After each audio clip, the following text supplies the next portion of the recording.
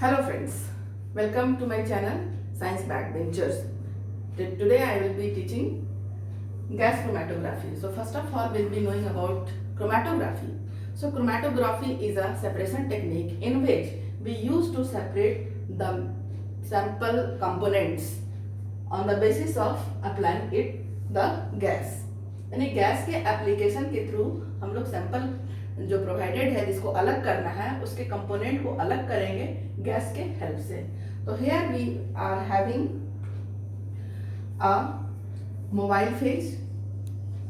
This is the mobile phase and this is the stationary phase.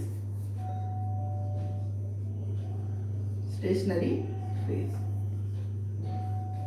Mobile phase. यहाँ पे हम लोग gas लेते हैं. गैस में आपका हीलियम और नाइट्रोजन होता है, राइट. हीलियम और नाइट्रोजन हम लोग लेते हैं. वो इसलिए लेते हैं कि ये सैंपल के साथ रिएक्शन नहीं करता है. अगर रिएक्शन करेगा सैंपल के साथ तो फिर उसकी जो कंपोनेंट है वो चेंज हो जाएगा, उसका जो नेचर है वो चेंज हो जाएगा. तो यहाँ पे हम लोग मोबाइल फेज हम लोगों ने गैस लिया. गैस सिलेंडर से हम लोगों ने controller, this is the controller, जो how much amount of gas would be provided to this stationary phase. Stationary phase में हम लोग भेजेंगे. और स्टेशनरी फेज जो होता है वो हमारा आइदर लिक्विड होता है या सॉलिड होता है या गैस भी हो सकता है. लेकिन यहाँ पे हम लोगों ने लिक्विड या सॉलिड लिया है, जो कि हमारा सिलिका होता है, सिलिका जेल होता है. यहाँ पे हम लोगों ने सिलिका जेल लिया है.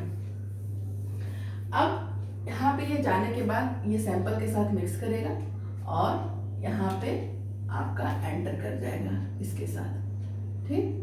अब ये आपका क्वाइड फॉर्म में, जो कि 15 to 30 मीटर लॉन्ग होता है, ये 30 मीटर तक लॉन्ग होता है. और इससे इस ट्यूब से ये एंटर करना शुरू कर देगा और ये डिटेक्टर के पास जाएगा. डिटेक्टर के थ्रू सिस्टम में जाएगा और सिस्टम में पीक बनाएगा. डिफरेंट काइंड्स ऑफ एक्स और वाई एक्सिस का ग्राफ बनाएगा, पीक बनाएगा. तो कैसे होता है, इसका प्रोसेसिंग क्या है? होता ये है कि सैंपल मोबाइल फेज के साथ एंटर किया ट्यूब में. तो ट्यूब को अगर हम इनलार्ज करके देखेंगे तो बॉइलिंग पॉइंट के बेसिस पे, जिसका कि लो बॉइलिंग पॉइंट और हाई बॉइलिंग पॉइंट होगा कंपोनेंट का. लो बॉइलिंग पॉइंट जो है वो फटाक से बाहर आ जाएगा एज एन इफ्लुएंट. ये इल्यूट के थ्रू बाहर आ जाएगा तुरंत. बॉइलिंग, जैसे मान लिया कि इसको मैंने इनलार्ज किया तो जिसका बॉइलिंग पॉइंट, जैसे मान लिया ये हमारा कंपोनेंट है और स्टेशनरी फेज की तरफ ये जा रहा है, ठीक है. अब आप देखोगे कि मान लिया जैसे मैंने ब्लैक का जो डॉट दिया, ये बहुत जल्दी इस ये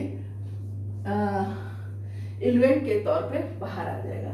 डिटेक्टर इसको डिटेक्ट किया और डिटेक्ट करने के बाद पिक बनाएगा और ये ब्लैक पिक बनेगा क्योंकि ये फर्स्ट में आया. This is the first peak, okay. ये फर्स्ट पिक है आपका.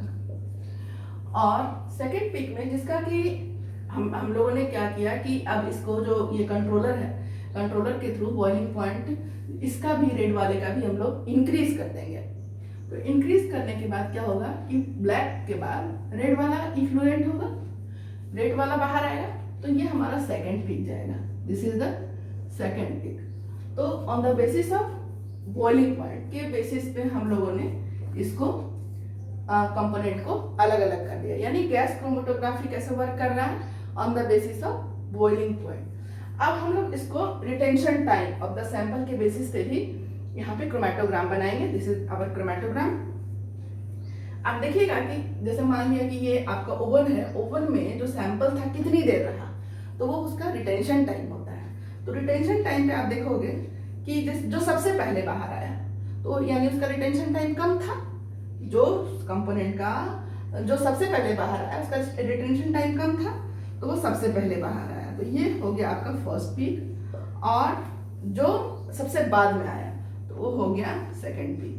हाँ, तो इस तरह से आपका कंपोनेंट अलग हुआ. अब रिटेंशन टाइम का हम लोग रेफरेंस चार्ट के थ्रू उसको मिलाते हैं और फाइंड आउट करते हैं कि कंपोनेंट क्या है, either it is protein, carbohydrate, fat, what is that. So this was all about gas chromatography technique through which we used to detect the kind of the sample. Thank you. Have a nice day.